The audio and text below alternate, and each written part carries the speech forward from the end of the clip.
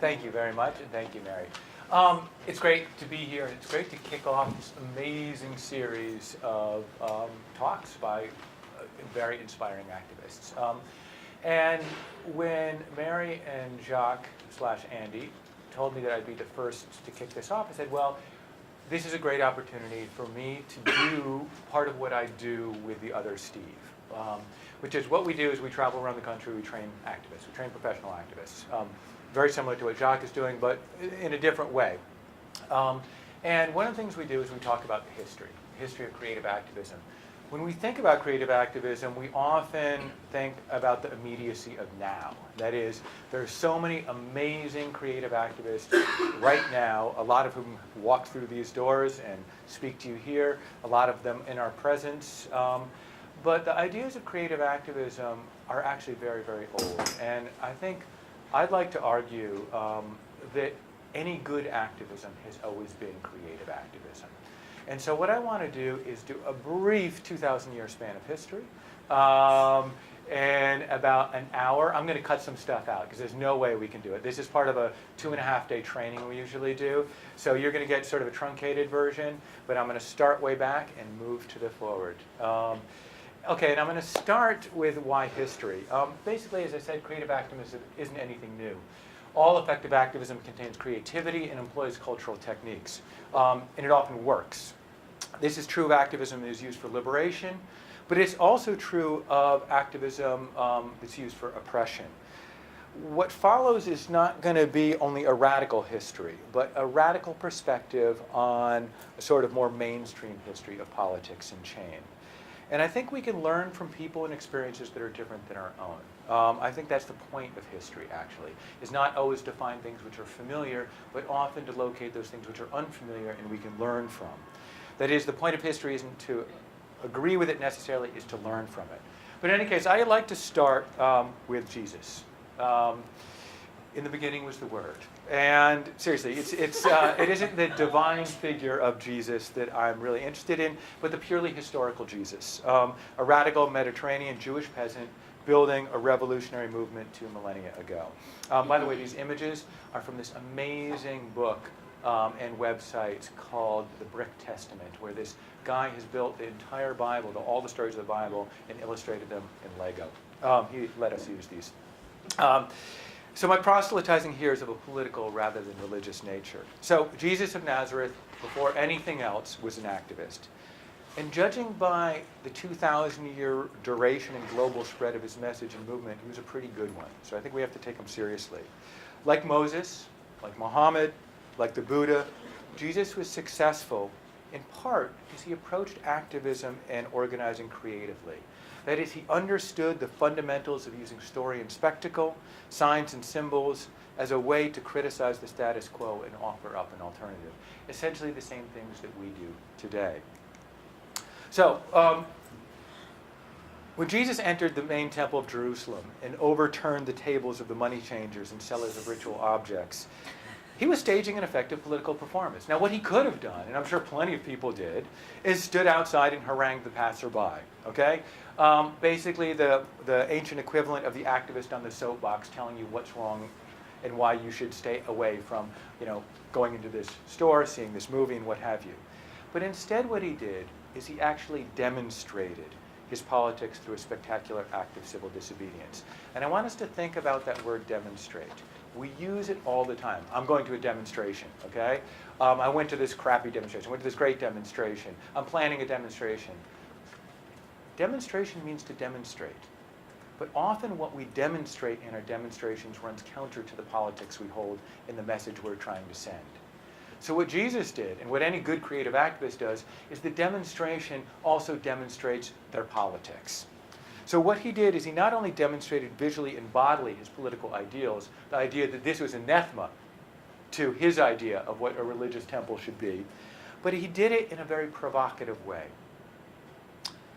News of his deed, and therefore his message, traveled all over Jerusalem, it said in the Gospels. In modern parlance, Jesus went viral. Okay, Jesus also had an interesting way of getting his story across. He didn't deliver laws like his buddy Moses. He told stories, often stories which don't make much sense. Okay, My dad's a minister. My grandfather was a minister. I went to Sunday school. I heard about the parable of the mustard seed forever. I have no idea what it means. My dad has no idea what it means. I doubt my grandfather has any idea what it means. Probably Jesus didn't know what it means, okay? And in fact, in the Gospels, Jesus often says things. He says to his disciples, he says, don't worry, I'll reveal the true meaning of this later. But of course, it's never revealed later. Now, what's going on here, okay? I think what's happening here is that using these parables, these stories, is it provided an opening for his audience to make the message their own. That is, if you tell people what to think, they can either accept it or reject it, but the message stays with the person who's giving it. But if you ask a question, or you pose a riddle, in order to solve that riddle, in order to figure out that question, the message leaves the messenger and actually becomes part of the possession of those people that are listening. Does that make sense? Okay? One can almost imagine the scene following a teaching of Jesus, the people walking away, debating amongst themselves what this crazy holy man meant about comparing the kingdom of heaven to a mustard seed. But the key here is with every argument and counter-argument, his words ceased to be his alone and became the common property of his audience. Jesus was also funny. You usually don't think of Jesus as funny. I usually don't think of Jesus as funny. But recent biblical scholarship has suggested that actually he was quite funny within the context of his day. For example, comparing the kingdom of God to a mustard seed had him rolling in the aisles back then. Or suggesting that you would keep a lamp under a basket, which of course would burst into flames, would be hilarious. Or the visual metaphor of using the splinter in your neighbor's eye while ignoring the log in your own. Or laughing off the insult from a soon-to-be apostle, nothing good ever came from Nazareth, which actually is still funny today. I mean, relatively speaking. Okay, these are all sayings that, like, Christians are essentially taught to take seriously today. But the absurdity and the humor of these statements would have been apparent to people in Jesus' day. They would have got that he was being funny. Jesus understood that if you can get people to laugh, they're on your side. As any stand-up comic can tell you, it takes two to make a joke work. And I want to return to that later. Jesus also did miracles, okay? Now, you don't have to believe in them or not, but the fact is, holy men in that day and age had to do miracles. It was like the stock in trade. It was what you did, okay? Essentially, miracles were popular entertainment of the time. It was the Cirque du Soleil of ancient Judea, okay? Faith healing, magic tricks were basically what you did as a wandering holy man. And so what Jesus did is he learned to work with these popular forms, okay? If this is what holy men do and I want to be a holy man, I'm going to learn how to use it. But what's interesting about Jesus, actually, is what he did with these miracles. He could have used the miracles in order to enrich himself. And certainly the devil, for example, tempts him. Pontius Pilate tempts him and says, look, all you have to do is create a miracle and I'll let you go. He doesn't do that. What he does instead is he uses this mystical, magical form to suggest an ethics, which is what I'm going to do is I'm going to create food and wine for poor people. Or what I'm going to do is I'm going to comfort the sick and the insane. Or what I'm going to do is I'm going to calm the seas for simple fishermen, okay? I personally don't believe there were any miracles, okay? But I don't want to kind of rain on your parade if you do believe that. What's interesting here is not whether there were miracles or not, but how he used this popular form and framed it out to communicate his message. That make sense? Okay. Jesus also did something else which I think creative activists can learn from, which is he prefigured his vision of a better world tomorrow through creative action situated in the present day. This goes back to this idea of demonstration. So, for example, sitting down to dinner, which was a deeply meaningful ritual in biblical times, with women, tax collectors, sinners, and the ill. Jesus enacted in the here and now the egalitarian community he foretold for the future. This was something which he didn't do. Respectable people did not sit down to dinner with women, with children, with tax collectors, with the ill. By doing that, he was actually saying, these are my people, essentially, but not just saying it, but enacting it. Similarly, by entering Jerusalem on a donkey, the titular Son of God, seated upon a lowly ass, he acted out his ideal of a world turned upside down in which the last shall be first and the first shall be last. He was also drawing on popular culture. For those of you that know your Hebrew Bible, Isaiah says the prophet will come on a donkey. So he's drawing on that tradition, but also he's prefiguring his idea of that this is going to be the new reign of those who are on the bottom of society. In other words, Jesus took the ideal of a political demonstration quite literally and thus employed it very effectively. Okay. One of the other curious things about the Gospels is when Jesus is, the Pharisees come to Jesus and they try to trick him, okay? They ask Jesus, should we pay taxes to the Roman emperor? And it's a trick question, because if Jesus says, no, we shouldn't pay taxes, he's violated the law, and he can be arrested by the Roman authorities. If he says we should pay taxes, then what he's done is he's actually given authority over to the Roman Empire and degraded his his credentials as a Jewish radical. And so he says something very interesting. He says, render unto Caesar things that are Caesar's, and to God things that are God's. He looks at a coin, and the coin has Caesar's face on it. Now, usually this is made sense of as a justification for separation of church and state. Okay? That is, there's politics over here, there's church over here, the two shouldn't meet. Okay? And that's how it's been taught for millennia. But I actually think that it completely misses the radicalism of Jesus' reply. What Jesus is really saying is he's reframing the very terrain on which the battle will be fought. Okay? That he's saying that essentially, I am not interested in political power as the empire defines political power. I am going to define political power differently. In my world, I'm going to set up the criteria and evaluation for what is good and what is bad, and so on and so forth. Okay? That is, he's enacting an entirely different way of seeing, being, and making meaning that refuses to acknowledge their authority. Now, for people without power, this is a very powerful tool, because essentially he cannot battle the Romans. Okay? But what he can do is say, we are not going to play in their game. We're going to shift the terrain and play on our own terrain where we set up our own values. This is something that really pissed off Nietzsche, but we'll get to that later. Or we won't get to that today. But okay, now here's where I really go to hell. Okay?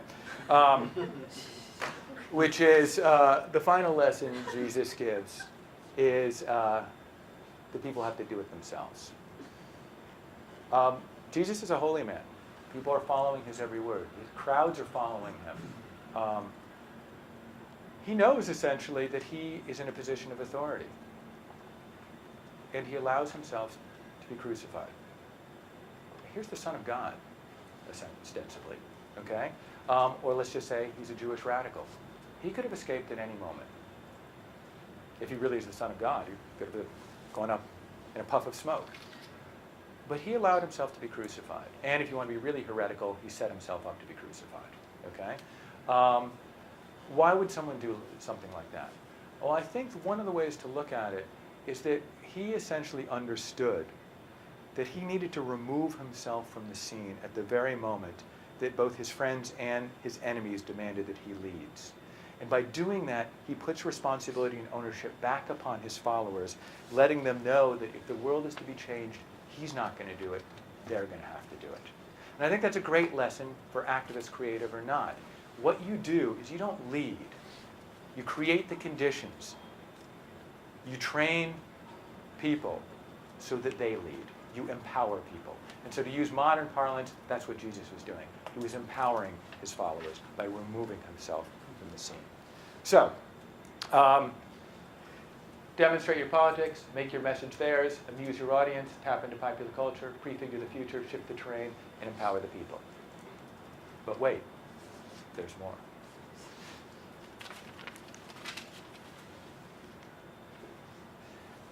So why start a history of creative activism with Jesus? One is to demonstrate that creative activism is not just a current strategy for social change, that we can learn from a poor Jewish peasant waging this struggle 2 millennia ago. But also to demonstrate that culture The symbols, stories, the characters, the images, they're already part of the larger social world, can offer inspiration and be mobilized in the service of activism. What do I mean by that? So these are the words of the Apostle Paul, one of the people that was empowered by Jesus, okay? This is from 1 Corinthians. Though I am free and belong to no one, I have made myself a slave to everyone to win as many as possible.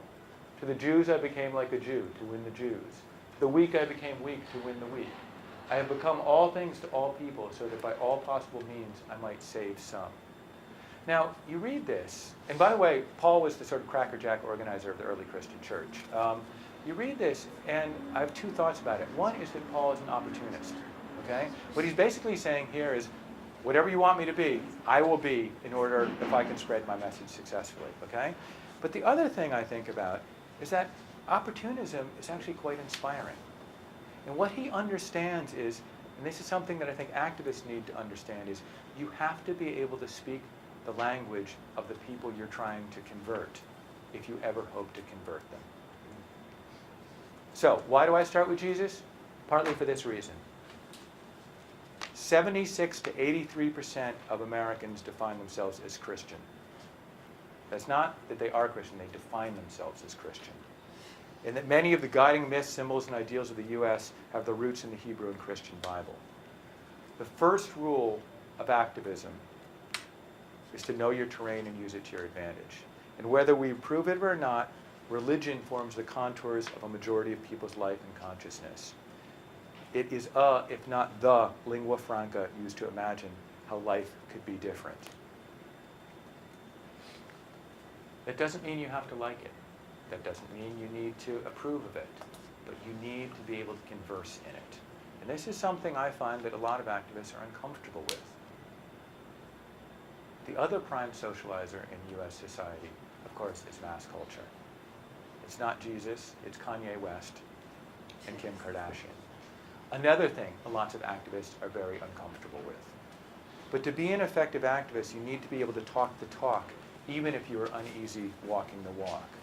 So in today's world, what I'd suggest is that means asking yourself, as a creative activist, what would Jesus or Moses, Muhammad, Buddha, or Krishna, or maybe even Kim and Kanye do? Again, it's not to approve of. Activism is not about your identity. It's about changing the world. And in order to change the world, you have to speak a language that other people understand. That doesn't mean you have to stay confined within that language, but you have to be able to speak it. Once you have that language, you can flip it upside down, you can turn it inside out, you can do all sorts of things with those signs and symbols.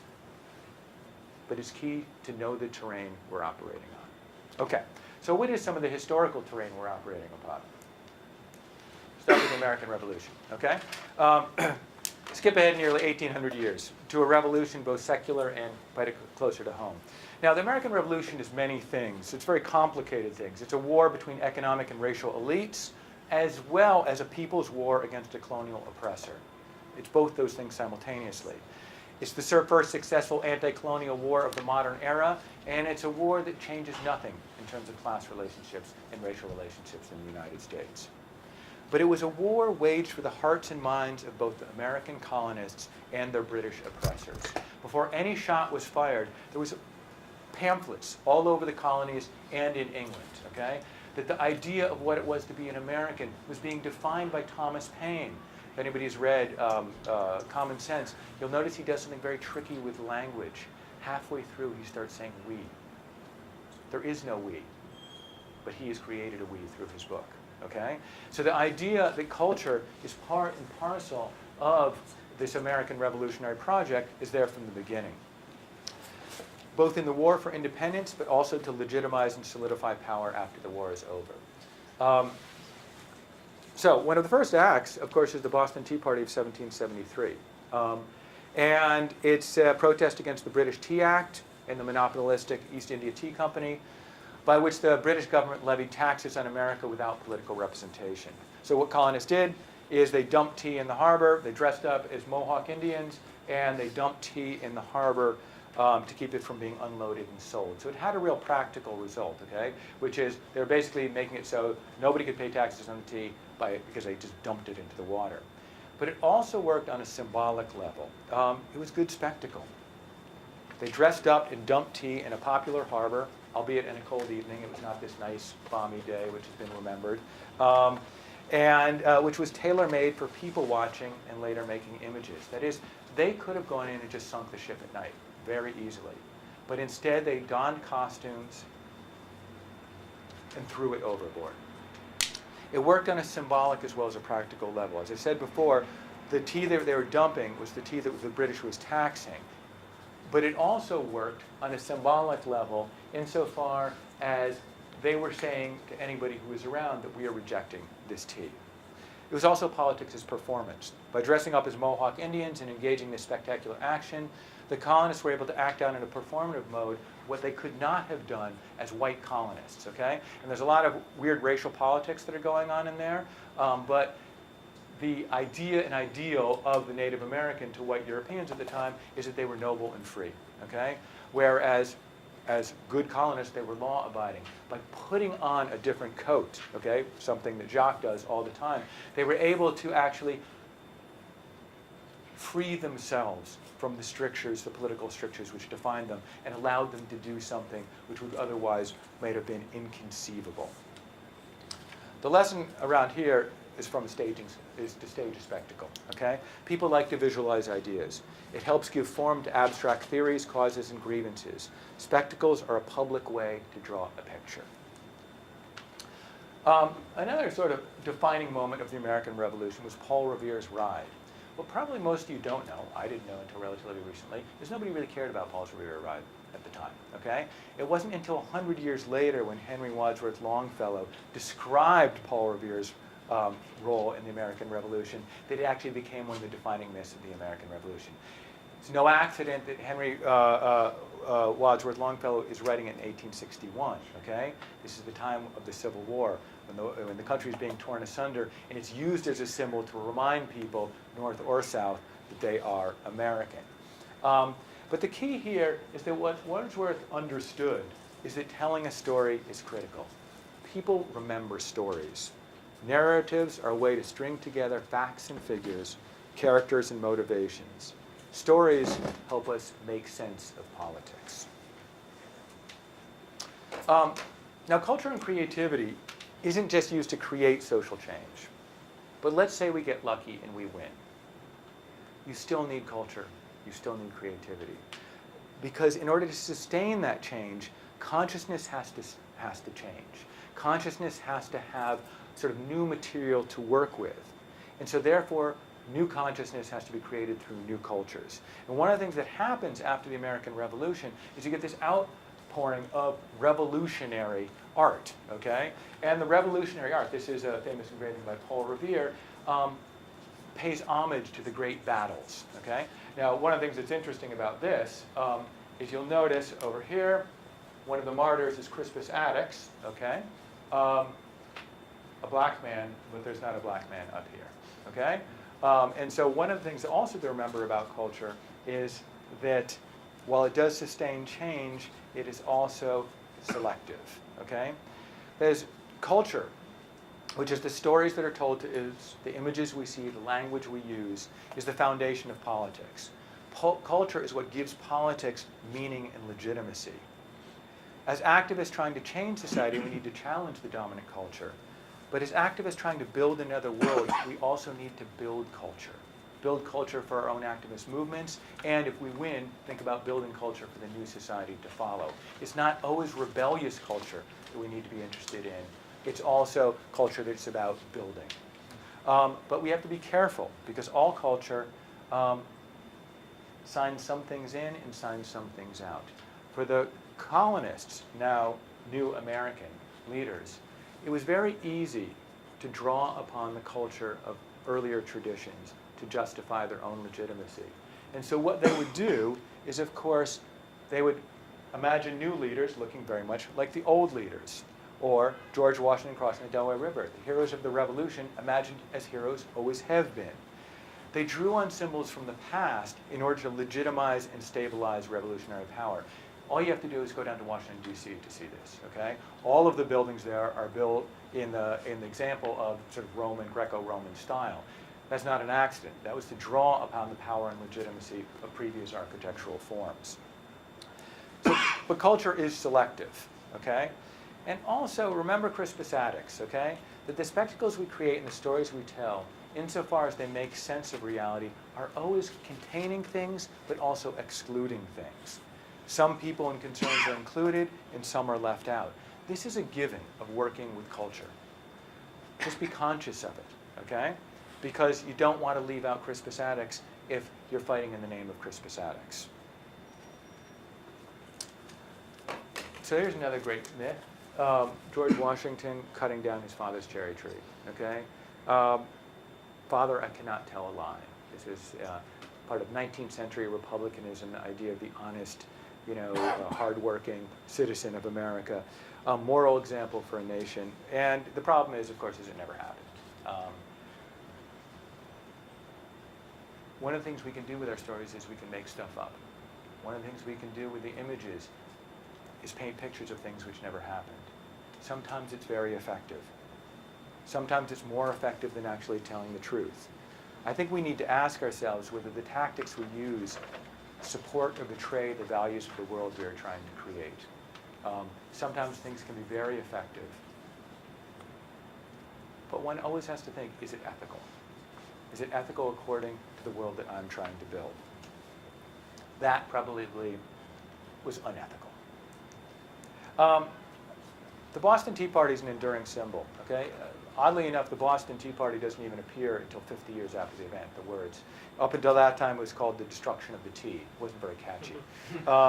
But as the time changed and the political needs of the U.S. changed, a radical act of civil disobedience, because you have to remember, these Sons of Liberty were crazy motherfuckers. That these were not the people that John Adams was really, and George Washington were really keen on. It was a radical act of civil disobedience. It gets resurrected as a sort of noble act 50 years after the time, okay? Now, the function of the Tea Party today, of course, is a stamp, just another symbol stripped of its radical politics. A symbol mobilized conservatives to protest any taxation, witness the Right Tea Party. And the point here is that culture is something which is created and constantly recreated. The meaning of an event or a story or a symbol is never fixed. It's always contested. It changes over time and can be appropriated for different purposes and different reasons, okay? That's both gives us something to be wary of. That is, if we mobilize a symbol, you can bet it's going to be reappropriated and moved in a different direction. But it's also a moment for hope, insofar as we can appropriate symbols and give them new meanings and mobilize them for new uses. I think I'm going to skip a little bit. Ghost dance. Interesting. Very interesting, but depressing.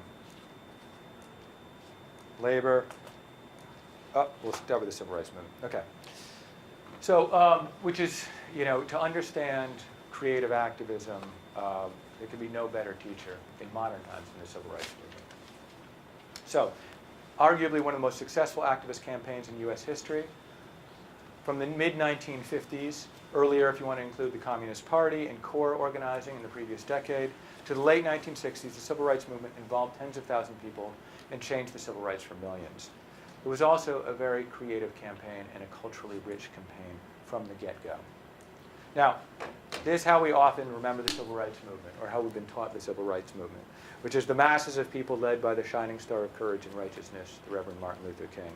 Now, King was a shining star of righteousness and courage. But the movement's power and efficacy was communal and cultural, okay? Probably don't have to tell you about the communal part, because you're probably pretty aware of that, knowing your social history. But I want us to look at the cultural aspects. The civil rights movement would have been absolutely inconceivable. Let's see if this sound file works. No.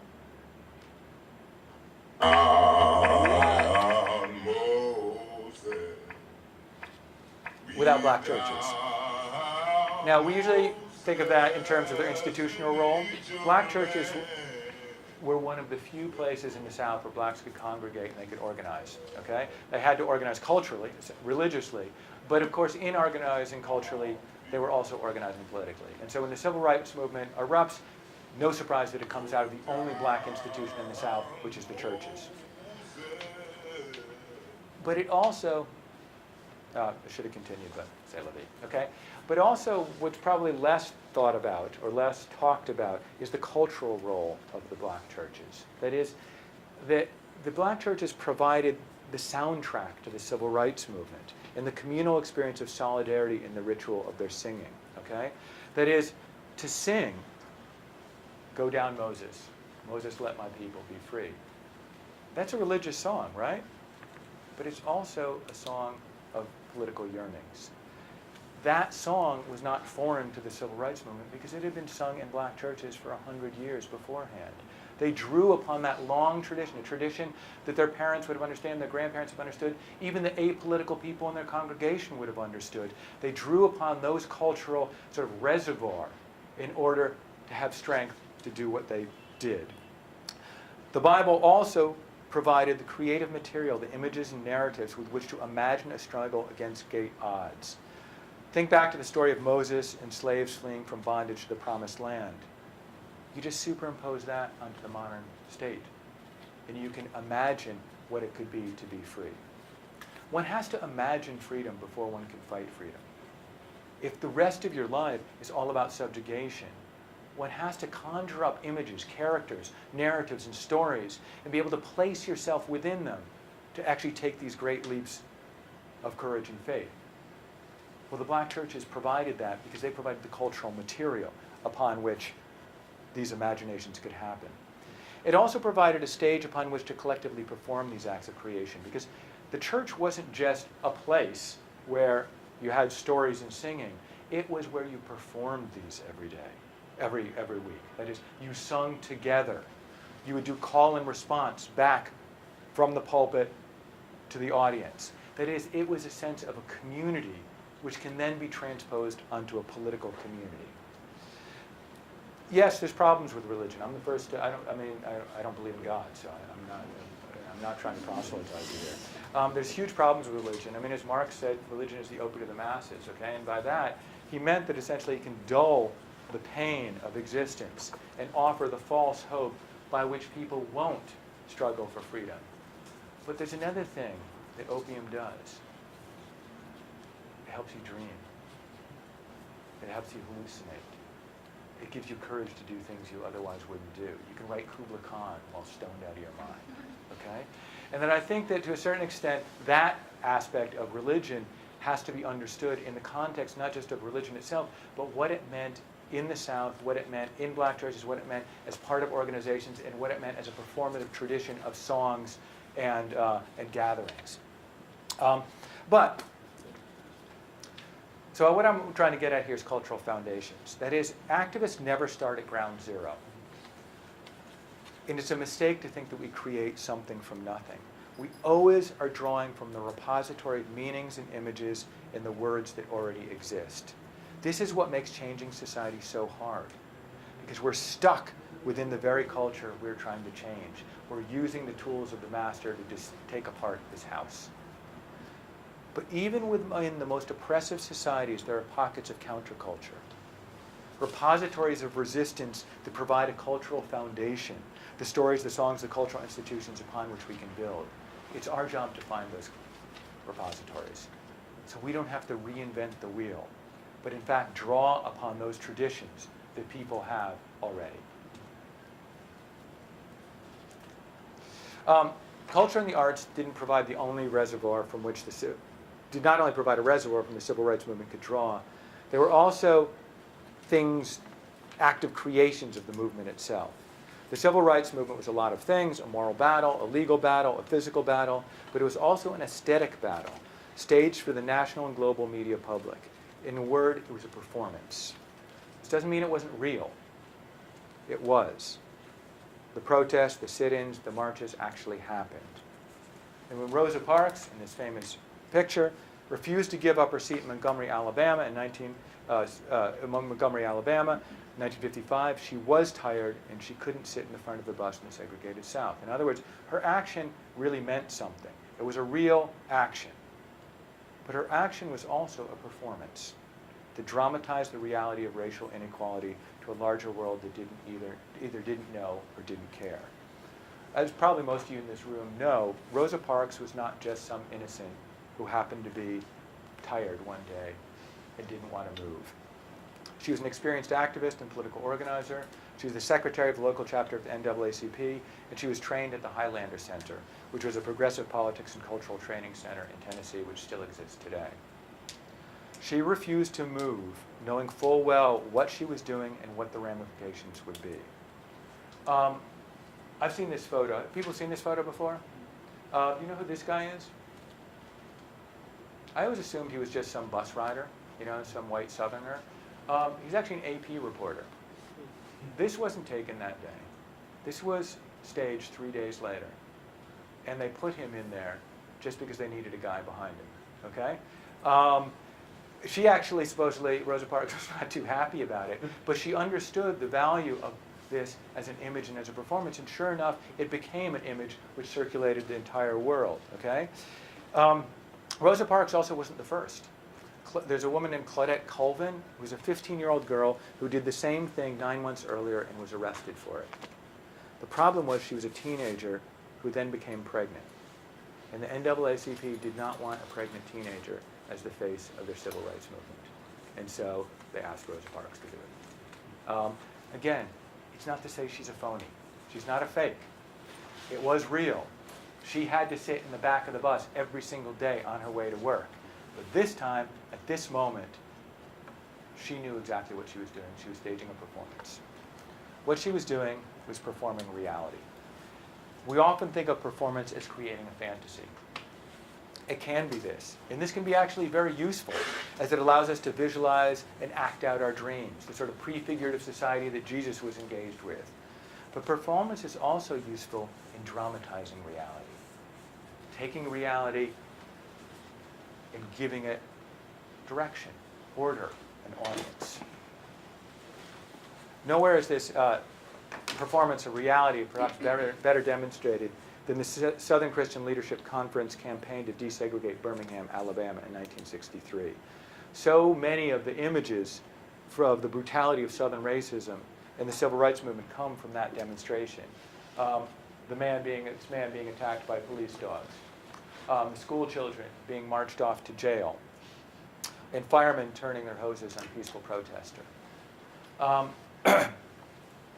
We all know these images. What's probably less known is the campaign to desegregate Birmingham, Alabama was staged. In fact, it was staged twice. A year earlier, the SCLC tried it in Georgia, and it didn't work. It didn't work because the police chief there quietly arrested everybody, put them in jail, treated them very kindly, and let them out 2 days later. SCLC walked away from that and said, well, we've learned our lesson. We've got to pick another place, and we've got to do something else. And so they picked Birmingham, Alabama. Now, Birmingham, Alabama had a very contested civil rights history. It also had a very organized black political class because of the labor unions there. It also had church bombings, so it was in the news. But most of all, it had this dude, Bull Connor. Bull Connor was the police chief. He was an out-and-out racist, and he had lost an election, so he was a lame duck. They knew that if they showed up in Birmingham, Alabama, that he would overreact. And he basically played the part to a T. That is, SCLC cast Connor in the role of villain, and he played it perfectly. Again, to say these events were staged with an astute eye for aesthetics is not to mean that they were lies, okay? Doug McAdam, who's a great social movement historian, says that King had a genius for strategic dramaturgy, okay? But that doesn't mean that these things didn't happen. In the 1950s and 60s, African Americans in the South were not allowed to sit down in front of the bus, eat at segregated lunch counters, or protest in the streets. In the 1950s and 60s, those that did this were stepped out of line, were arrested, beaten, and brutalized. The activists of the civil rights movement weren't fabricating fantasies. They were dramatizing reality, a reality invisible to most of the U.S. and the world. So this is another key lesson to walk away with. make the invisible visible. By dramatizing those aspects of reality that are hard to see because they're hidden from public sight, too abstract to conceptualize, or because people just don't want to look at them, we can make the invisible visible. Okay, I'm going to go through two more things and then we'll end it there. We have so much more to go, but we'll do a Black Power, okay? Keeping with the 60s and 70s. So the Civil Rights Movement trained a generation of activists about the power of the image and performance, the idea that aesthetic creativity was an integral part of protest politics. And these lessons were passed on, most immediately to the Black Power movement and groups like the Black Panther Party. The Black Panthers formed in 1965 in response to northern police violence against African Americans coming out of Oakland, California. They distanced themselves from the suits and ties of the civil rights movements and dressed and acted in the part of militant revolutionaries. Berets, black leather, and where they could, guns. Quite simply, they were the baddest, coolest looking people around, okay? And this is Catherine Cleaver, okay? So what's the lesson there? Style matters, okay? And I know that sounds really surface, but it really does matter, okay? We as activists are part of the art of activism. How we appear matters. It communicates a message as powerful as the words in the pamphlet you hand to someone. People associate the message with the messenger. Perhaps more importantly, they associate the very idea of activism and being an activist with how we present ourselves, okay? That doesn't mean you have to dress like the Black Panthers, okay? That was like good at that time and actually bad at that time, which I'm going to talk about in a second, okay, as well. It doesn't mean you have to wear the suits and the ties of the civil rights workers in 1965. But you do need to understand that both of those were costumes. They were costumes carefully chosen to present a certain public vision of what the message was, but also who the messenger is, okay? And this also goes to things like, are you having fun? When I was an organizer on the Lower East Side, we used to give out this training manual for new people. And it had warnings about becoming ideological Ivan or sullen Sue, okay? Which is, no one wants to get a pamphlet from someone who's bitter. Because basically, what does that say? These politics are making you bitter, okay? It just, you communicate with your body. You communicate with your persona. You communicate with what you wear. We often forget that, okay? Doesn't mean you have to dress a certain way. It just means you have to think about it. Doesn't mean you have to act a certain way. It means you have to think about it because that's part of the performance. Now, the militant message and style of the Black Panthers resonated with younger activists, and it spread from the African American community to others. Here's the Chicano Brown Berets from LA, the Young Lords, Puerto Rican Young Lords from New York City and Chicago, and the American Indian Movement, or AIM. And these groups were all masters, not only of dressing in the militant uniform, but also staging dramatic actions. Here's AIM occupying Alcatraz Island in 1969 and declaring it a new Indian reservation. Why a new Indian reservation? This was their statement. Because, as they say, we wish to be fair and honorable in our dealings with the Caucasian inhabitants of this land, and we hereby offer the following treaty. We will purchase said Alcatraz Island for $24 in glass beads and red cloth, a precedent set by the white man's purchase of a similar island, about 300 years ago. And why? Because Alcatraz is very well suited to being an Indian reservation. Why? Because it is isolated from modern facilities and has no adequate means of transportation. It has no fresh running water. There are no oil or mineral rights, and so on and so forth, okay? It's seriously funny, okay? And I think that this is something which, I think, we have a master of this in the room with Andy. But this idea that humor is a key element in successful creative activism. Through humor, you can reach people who would otherwise shut you out. Through humor, you can bring up serious issues in a way that doesn't threaten your audience. But humor is also important in another way. It builds bridges. As I said before, it takes two for a joke to work. There's something painful. This is something painfully aware to the stand-up comic, okay? Because when a joke doesn't work, there's this massive gulf and distance between you and the audience. But when it does work, it builds a bond between the person making the joke and the person laughing. they share the message. And this is doubly true when using irony or satire, because what one has to do in order to understand irony and satire, of course, is give the rest of the message. That is, the ironist is saying what they don't believe. The audience has to figure out what they do believe. And in that sort of work, that cognitive work, the message, as it was for Jesus, stops becoming the ironists and starts becoming the audiences.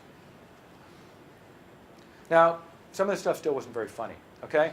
A lot of the image projected was not of humor, but of militancy. The berets, the clothes, the guns. Note the bayoneting of the police pig down there, okay? And there's a lot of bayoneting of police pigs. The uniform was a really potent symbol of black, brown, and red power to the young people of color who were impatient with and saw the limits of legal reforms of the civil rights movement. But the symbol of militancy was a double-edged one. In 1969, the former NAACP and current Black Panther organizer Fred Hampton was assassinated by the Chicago police while he was still in bed.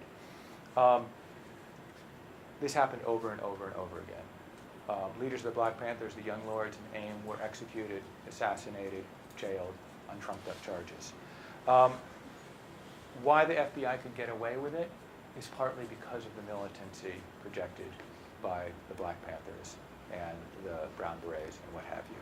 That is, the militant style and rhetoric projected by the young activists gave the police and the FBI the justification they needed to harass, arrest, and murder members of these groups. The Black Panthers understood this themselves, and in their later years actually shifted their image away from the militancy and towards social programs like the Breakfast for Children. But once you've unleashed into the popular imagination the idea of violent black militancy, it was hard to bring it back in. And so what was a symbol of black, brown, or red power to one audience became a symbol of threat and danger to the majority white population. And then that was manipulated by the FBI through programs like COINTELPRO, who engaged in their own creative activism, even including a comic book, ostensibly made by the Black Panther Party, which preached racial genocide. And the Black Panthers were susceptible to this because this is a symbol that they themselves had created. So what's the lesson here? Symbols are slippery, okay? Symbols and messages can be interpreted differently by different audiences. And our opponents can and will consciously manipulate our symbols for their ends. And so you have to think about the images you use, the symbols you mobilize, the stories you tell. You have to play chess. You have to figure 3 moves in advance. How can this be appropriated? How can this be used? How can this be misquoted? Because it will be. I've got so much great stuff. It's so awesome. But you're not going to see any of it.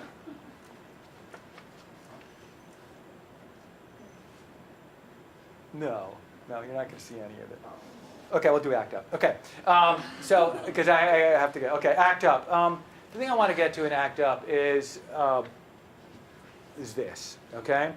Which is, for me personally, Act Up changed my life. I was part of the boring 80s dreary left, okay? I didn't wear sandals, but I could have, okay? When Act Up came on the scene, it changed the way I looked at politics because they understood aesthetics and style.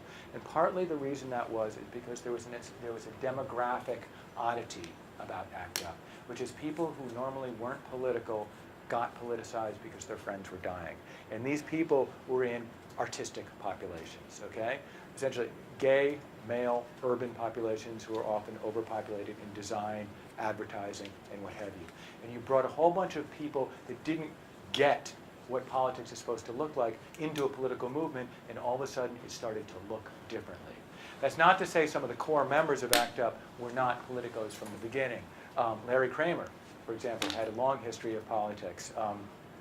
A lot of folks from Grand Fury were red diaper babies. But still, the aesthetic was not a left aesthetic. It was a popular aesthetic, okay? And so that they could create a graphic style that became equally at home in an art gallery and on the side of a bus, okay? And that rather than creating a new sensibility, ACT UP and Grand Fury co-opted existed advertising and marketing aesthetics and queered them for new uses. Using the popular aesthetics for a then unpopular message In the process, they contributed to the mainstreaming of homosexuality and the idea that healthcare is something that those most impacted have a right to determine. Two very unpopular ideas, but if you tag them to an aesthetic which people understand immediately, one can actually sneak those messages in. As activists, we often have an adversarial relationship to mainstream commercial culture, as we do many other things. And there's good reason to, okay? Commercial culture is driven by profit, it supports capitalism, promotes waste, and is often unbearably idiotic. Kim Kardashian, okay? And also, in reaction against this, we create our own culture, our own lingo, our style, our ways of thinking about doing things, and it's a culture we feel really comfortable with and at home within, okay? We forged it. But there's a problem with that. We're not just bohemians, we're activists. We don't just want a comfortable hipster paradise.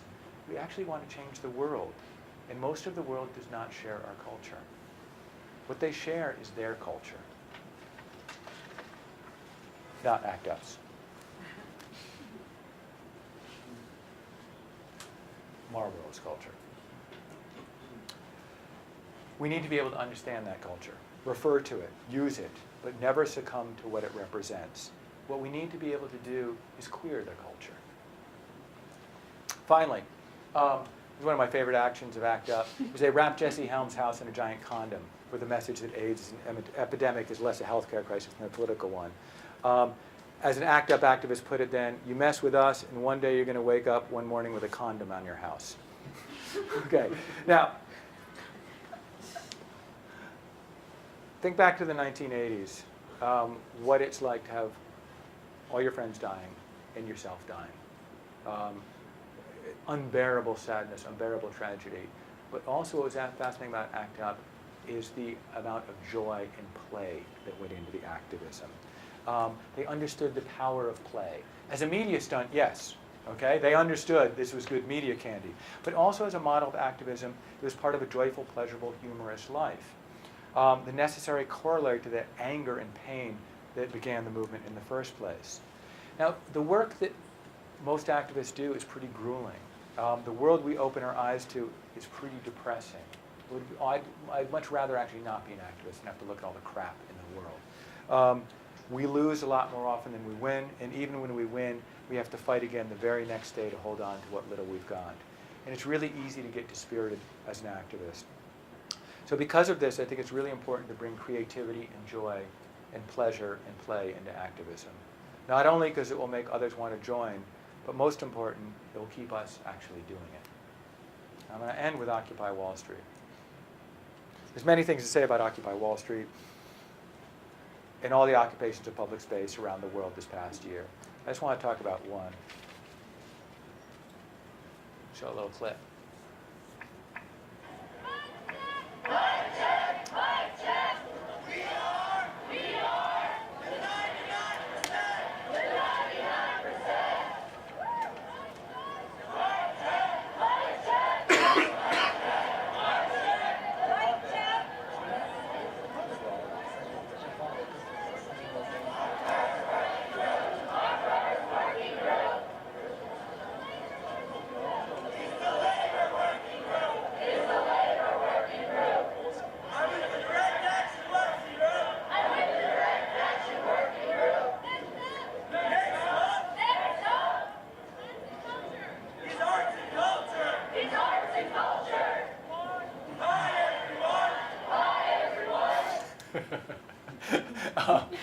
Brings back memories. So one of the great technological innovations to rise out of Occupy Wall Street was the People's Microphone, okay? What's fascinating about the People's Microphone, I'm sure you guys have all done this, okay, is that it really sucks. I mean, in terms of pure sort of pragmatic, communicating a message, it's a lousy technology. All ideas are reduced to sound bites. Hi, I'm Bill. Hi, I'm Bill. About 3 to 4 words is about the maximum you can get out. So ideas tend to stay very simple and action-oriented, and there's no place for theory or analysis, which, depending on your perspective, can be a good thing. But it certainly functions as an advantage when OWS was visited by long-winded intellectuals, for sure. But in any case, it did tend to reduce everything into sound bites. It also led to miscommunication, okay? It's the old kids' game of telephone. You know, I say something in your ear, you say it to her, and by the time it gets around to her, it's a completely different story. Has anybody ever seen Life of Brian? Okay, there's a great scene where Jesus is speaking up, doing a Sermon on the Mount, and way, way back, and they're like, what is he saying? And they're like, shh, they're like, what is he saying? And turns around, I think he said, blessed are the cheesemakers. So in any case, that sort of thing happens when you communicate back in a line. Now, it doesn't work very well as a technological tool of communication, but as a performance of a decentered communal speech in which the people's own a message is brilliant. That is, as a demonstration of what Occupy was all about, we couldn't have asked for anything better. So what I want to say here is all activism is artistic, if you look at it the right way, and I think it needs to be looked at that way. It goes back to the first rule of guerrilla warfare: know your terrain and use it to your advantage. The political topography of today and yesterday is one of signs and symbols and stories and spectacles. And to fight on this landscape, you need to think of all your activism as an art. And then we could talk about the dark side, but we won't. We'll leave it on the upright side. All right, thanks a lot. And we could do some questions now, or whatever you like.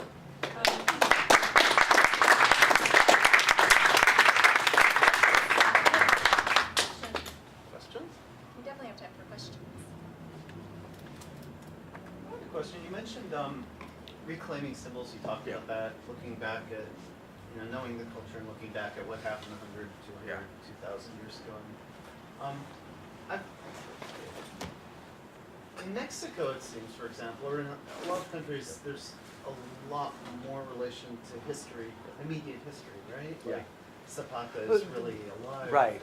or anybody's doing anything. Do we have that as much?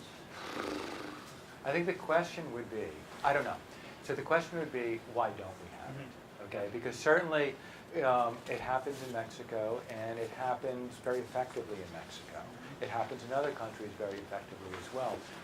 What is it about the United States that makes us reluctant to appropriate those symbols? There's other moments in history when the left, okay, for lack of a better term, has done that and tried. I'm thinking of during the New Deal, for example, or even the Communist Party. Communism is the new Americanism. But it always, not so much with the New Deal, but with the communists, it always seemed forced. And so the question is why? Is it because American history is based on genocide and slavery? And it's therefore very hard to appropriate, but a lot of Mexican history is based on horrific histories too. The slaughter of the Indians. So I'm not sure. I mean, that's a good question. Why don't we do this sort of appropriation more often? Yeah.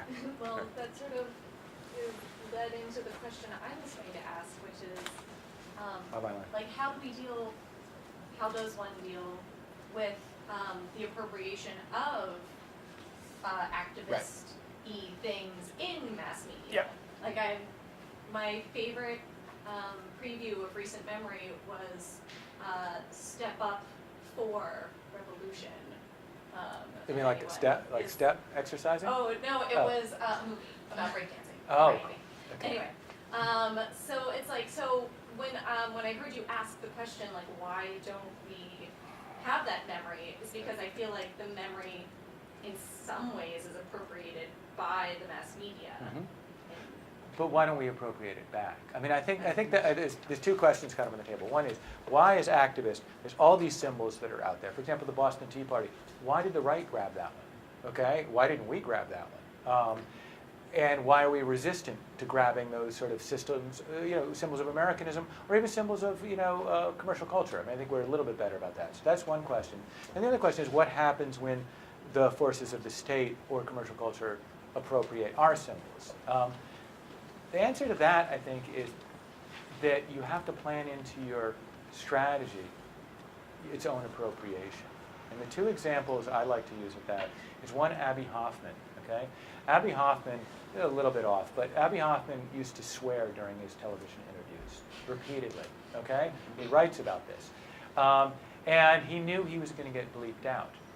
But what he figured is that they were going to misquote him anyway. They were going to edit him and chop him up, and they're going to make him look foolish. But if they had to bleep out everything he said, then in those blank spaces, essentially, the youth of America could imagine all sorts of amazing things that he was saying, A, and also understand that those amazing things were being kept from them by the man.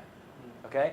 It was much more effective than anything he could have ever possibly said. So he understood the game and played out the game.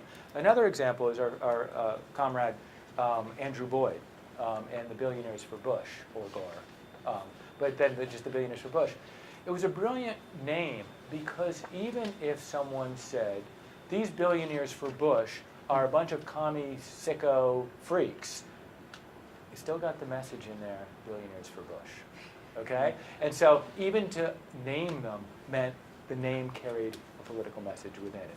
But I think the key thing is understanding that you will be appropriated and then thinking one or two steps ahead and say, well, one is, how do we make our stuff so when it gets appropriated, the message still gets out? Or then how do we use the appropriation back? I mean, another great example is, what the Yes Men do, which is if they don't get denounced by the companies they denounce themselves, okay? And then they denounce the denouncing of themselves. And they play out this whole story, okay? Which is, you just try to control it as much as possible.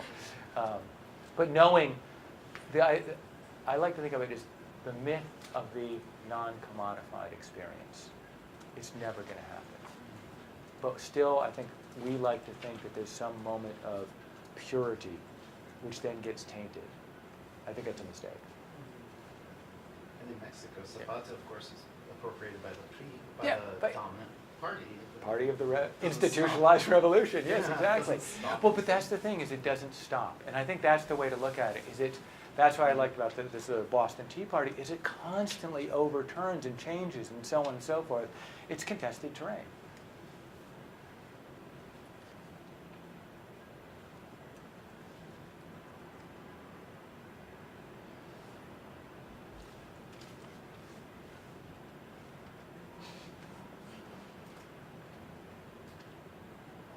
All questions?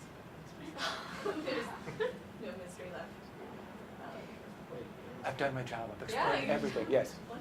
My question is around the storytelling Yeah. that goes on.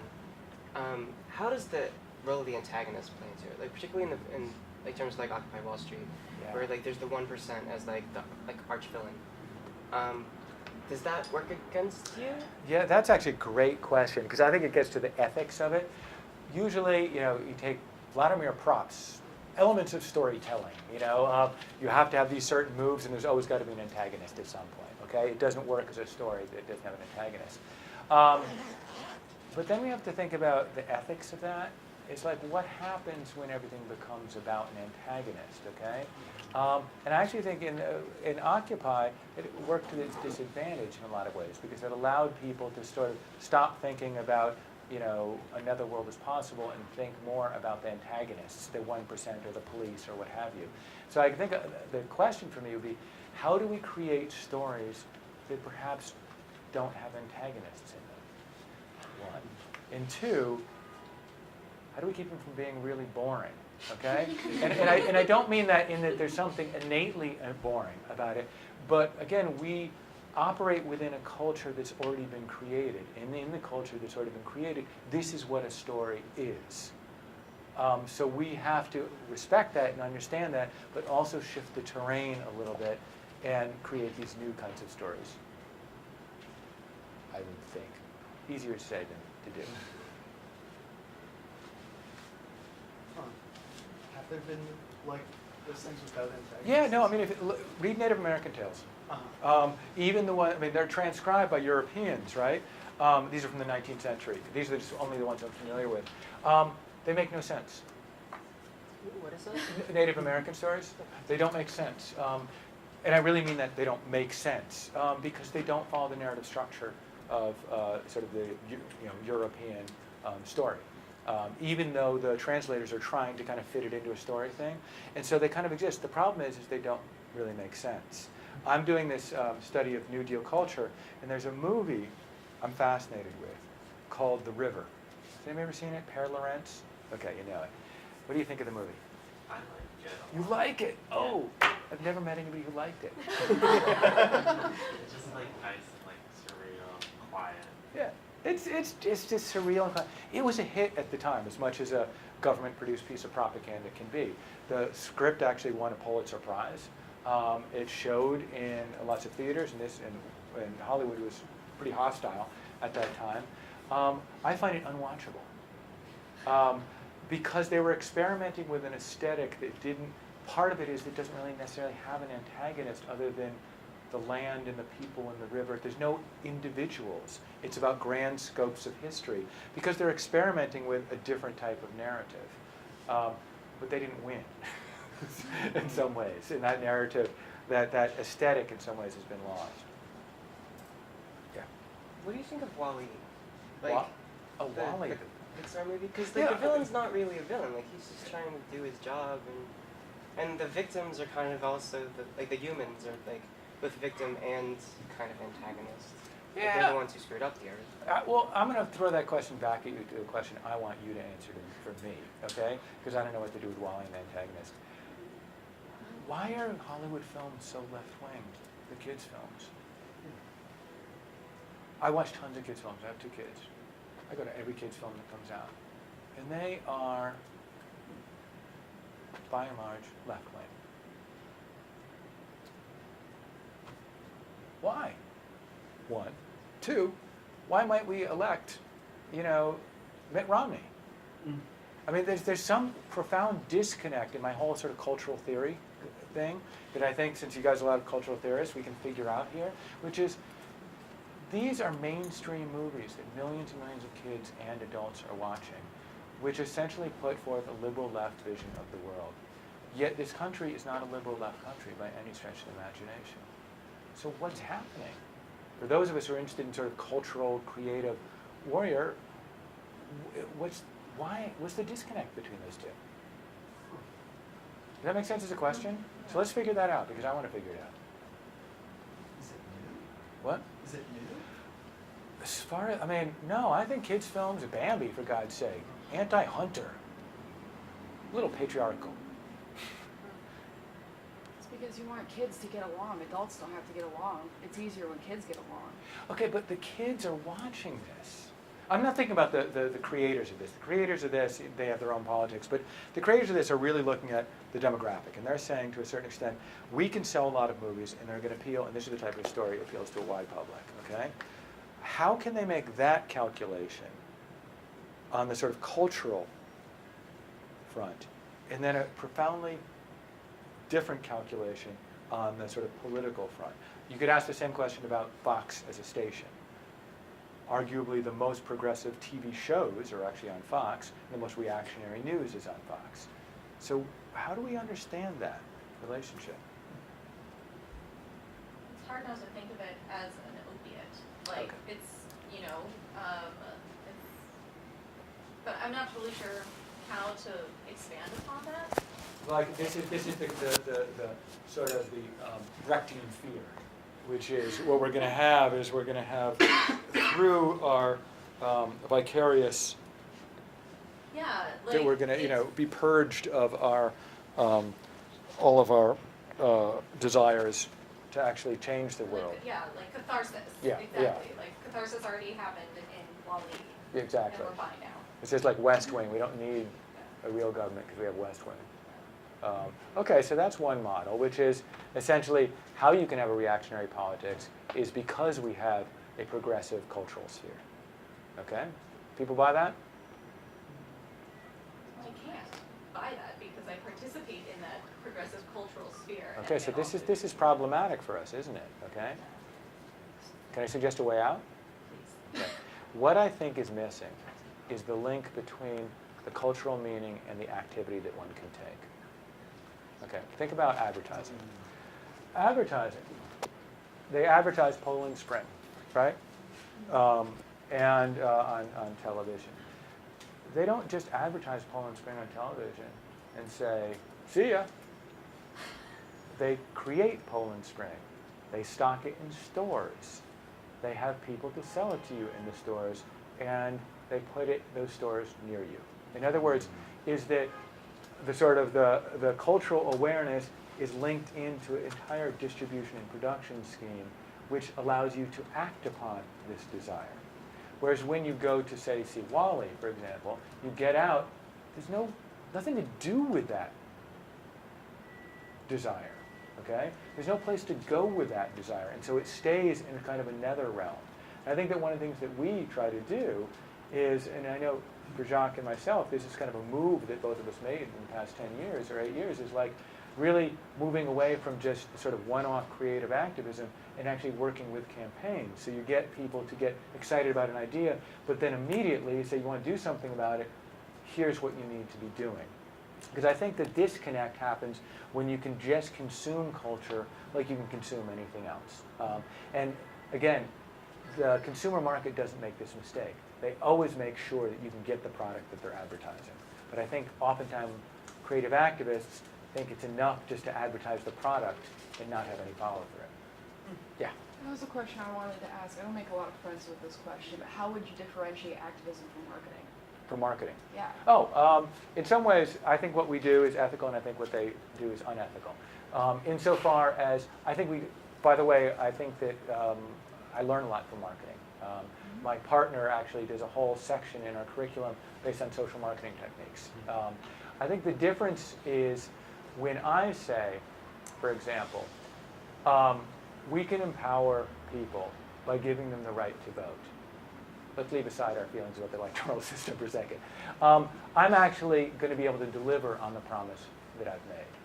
When I say I'm going to empower you by giving you a new deodorant, there is no logical link between deodorant and empowerment.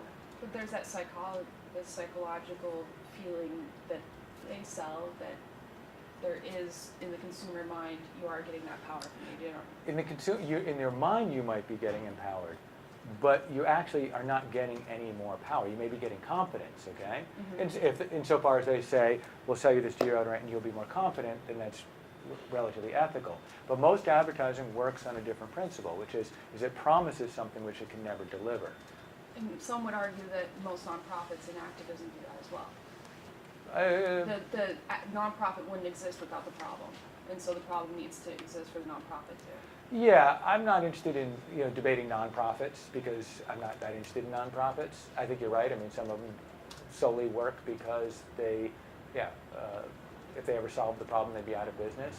But I'm thinking about activism and activists who are working on a particular campaign. That is, when we work on a campaign to shut down a coal plant and say, by shutting down a coal plant, you'll be able to breathe better. I think that there's real logical proof between those two things, okay? Whereas if we do marketing for clean coal, and we call this coal clean, that's kind of the flim-flam, okay? And that's the difference between, performing reality and performing fantasy. That's what I would say. But in terms of techniques, I think we have a lot to learn from marketing, for sure. What would you highlight as moments in which the federal government took up creative activism or appropriated it? That's such a giveaway. I know you're working That's on such a New Deal, softball. It's just like, boom, the New Deal. and what the New Deal, I could talk about this for hours. What the New Deal did was very interesting because it wasn't a planned, conscious effort. What they really did was they created a whole bunch of agencies, and each agency had its own arts wing or propaganda wing. There was the WPA, which was itself giving work to artists and so on and so forth. But things like like all the photos come out of this, Farm Security Administration.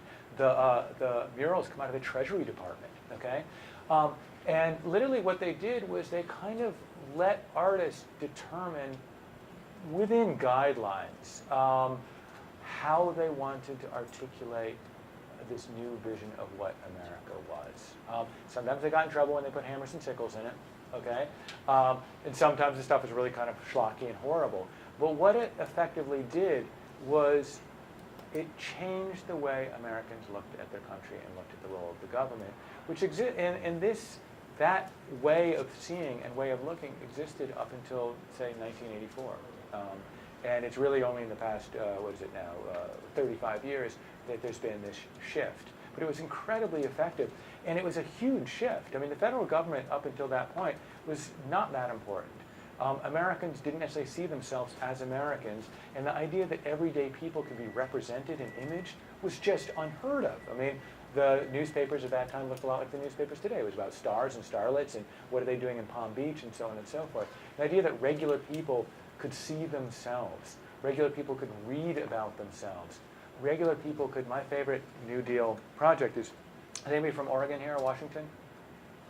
Okay, top of Mount Hood, they built a ski lodge, entirely handcrafted by the WPA to create leisure for the masses through this handcrafted ski lodge. And you can still actually get rooms there for relatively cheap. You have to book them a year in advance, a year and a half in advance. If you've seen The Shining, you've seen the place, okay? It's The Shining. But in any case, it's gorgeous and it's beautiful. And in that architecture itself, just like the architecture of Washington communicated sort of this hearkening back to the authority of Rome, the architecture and its usefulness and its use really symbolized a different relationship between the state and the people in a very profound way. And I don't think it's happened since. I think that part of the problem with the Great Society was that LBJ didn't get that and didn't understand that. And certainly it's a problem with Obama. I mean, he has no interest whatsoever. He demobilized the cultural wing of his election. What do you mean? Insofar as he, around his election, an amazing sort of group of hodgepodge artists and creative folks came out, and the campaign. We were talking to the campaign manager, one of the campaign managers, about that they allowed these people incredible amount of leeway and access. You could download fonts from the Obama website so you could build your own signs. All this was really based around this idea we're going to trust people to communicate their own message. Some stuff will be crazy, some of it won't be crazy, but it will look a lot more like Occupy Wall Street with all those different signs, but they'll all point towards this thing, Obama. And Obama, immediately on getting elected, essentially him and Rahm Emanuel said, you guys are assholes. And he didn't utilize that power. And of course, here we are 4 years later, and it's not there. There's no cultural feel for Obama right now. There's nothing. That was a rant. But the New Deal, we could talk about the New Deal some more. Children are inherently left-wing. A theory. Oh. To go back to that. People are inherently left-wing. And as they get older, so you market to them because they're kids, and so fascinating. And then as they get older, you're taught that that's all just fairy tales. And then you have to market to the new people. I like it. Oh my God. Product differentiation, right? That's all. Disney's already figured that out. Yeah. This is already and is capitalizing. So maybe the key is telling people that it does work. Actually, maybe the key to making people active. Yeah, Teaching people. Exactly. I like that theory. Any other thoughts? Yeah. Yeah. This kind of goes to uniforms and maybe like ACT UP. Like over the weekend, I was like in conversations with like a bunch of like queer national like LGBT centers, and one of the members brought up how they didn't want drag queens featured on any of the national thing, and we got into this big discussion about like how do you represent queer culture and like in ongoing marriage debates. It's like only white men are being featured in film and TV right now. We're only having white gay men featured in this marriage thing. So how, I was like, as a queer culture, can we like create maybe not a uniform, but think about how we can get a plethora of like images out at once, or can we have a plethora, or do we just need a single like image of a family, or can we have more like an American culture and how we consume it? I think that you're having this conversation is exactly the conversation to be having, which is basically a tactical and strategic conversation about the role of the image. And you can decide that it's more important to mainstream society, and we're going to do that by having these white middle-class men, okay? Or you can decide that, in fact, that's going to create a symbol that's going to come back and bite us in the ass, because essentially our very queerness in the queer culture that we've created is going to be eradicated and erased. each side, is, essentially it's a tactical decision depending on what your strategy is. But to have that conversation, I think, is the most important thing. And then you can decide what to do. But I'm very happy to hear that that conversation's happening. I'm not that surprised, too.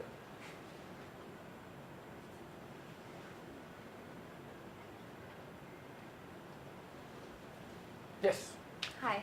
I was wondering, in regards to that, in regards to like thinking about the civil rights movement and thinking about Occupy Wall Street as sort of like the continuation of this history of like American social movements and things. And the idea of the People's Mic being a revolutionary concept and representing this like leaderless body.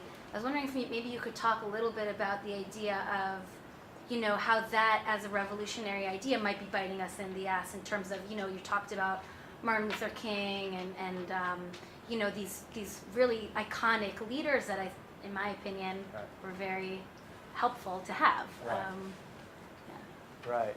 I mean, that's a tough question because it's two things. There's no doubt that one of the things that was so inspiring about Occupy Wall Street was its very refusal to have leaders issue demands and so on and so forth. It really kept it wide open as a political space, and it allowed for easy access in and out, and allowed for a sort of flexibility in thinking that I haven't seen in all of my years of being an activist. And the downside is that when it got moved from that space and the other spaces, there was nothing to hold it together. There was no organization, there were no institutions, there were no leader. So I guess the two things you do is you say, okay, what we did is we fetishized this idea of non-leadership to such a point that we basically, we shot ourselves in the foot, okay? And we should now go out and have institutions and leaders and so on and so forth. The other way to look at it is say,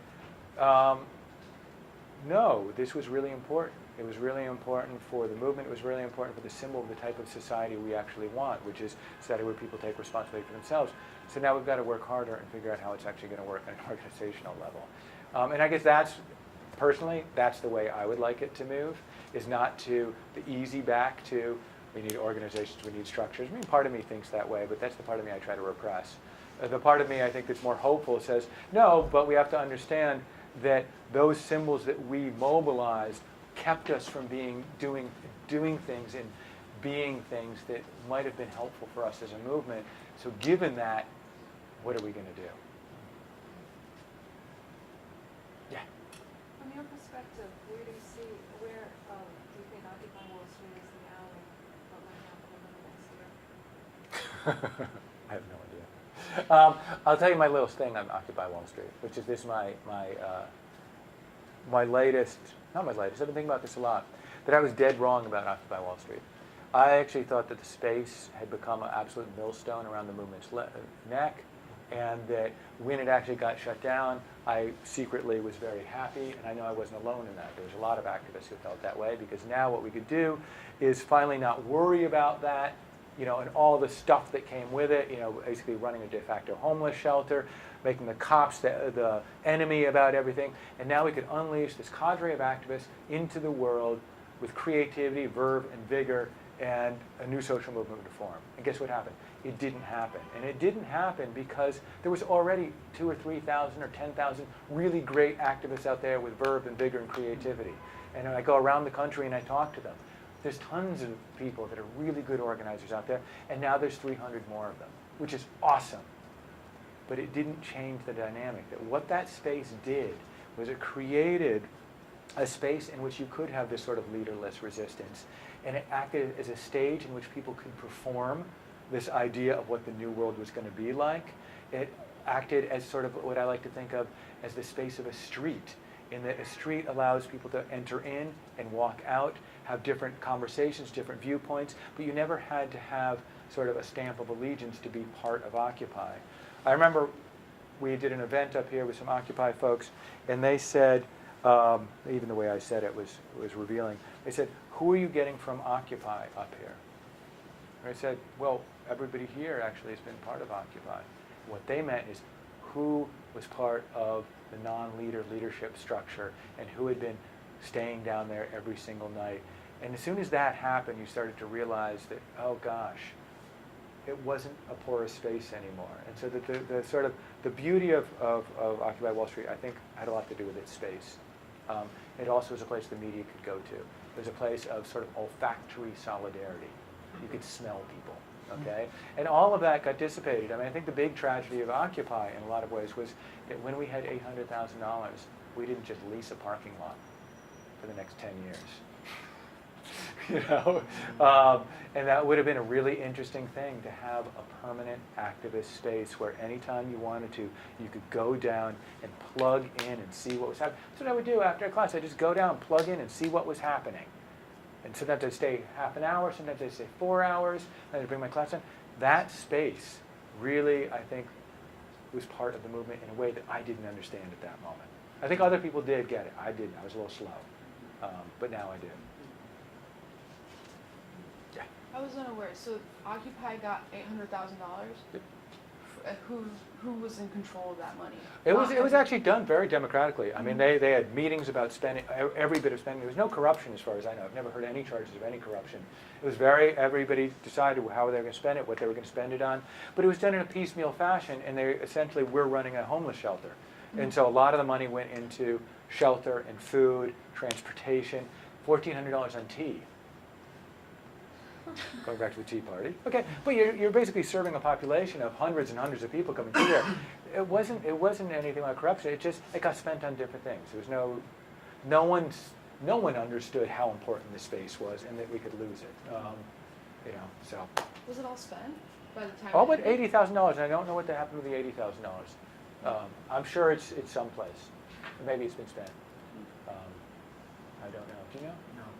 They carried on with working groups, so if we Yeah. So maybe by that time it actually. but they were gonna, Yeah. resurrect it somewhere, Yeah. but I think, yeah. Like I said, it wasn't wasted. It was spent on different things.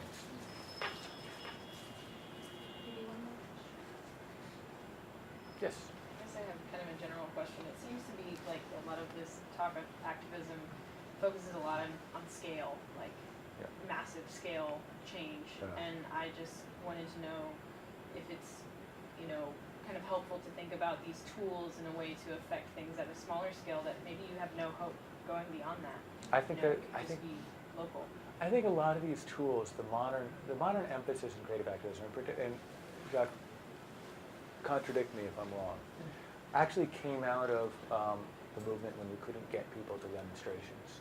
In other words, that a lot of this sort of upsurgence of creative activism in the past 15 years came at a lull in the left, because it actually is a very good way to make a statement, to garner immediate attention when you can't do it in the traditional way of organizing, which is knocking on doors and getting lots of people to a mass rally.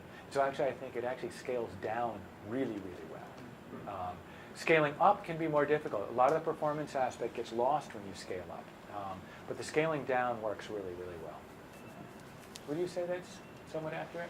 Yeah. Yeah. In fact, wow, that's a great lead-in for a plug for Saturday. There we go. Yeah, first maybe. No, do the unless- plug, do the plug. Okay, the plug, and then we'll. Yeah, the Saturday we're doing this Yes Lab thing in this very room, actually, starting at 10 a.m. And it's around 4 very local issues. Well, except for one, which is tear gas and war, but the rest are very local, like a restaurant issue, a strike issue. What's the you know, High stakes testing, High stakes also good. very Great. relevant and local yeah. thing. Breakthrough. Oh yeah, and immigrant women. Oh, you're doing Breakthrough. Breakthrough. Yeah. She's I'm- great. Yeah. Yeah. They seem amazing. They're awesome. So yeah, it's They're very interesting. smart, I think. So Was there a follow-up? unless there's more, thank you so much. You're That was welcome. Thank you for incredible. coming here. Thank you.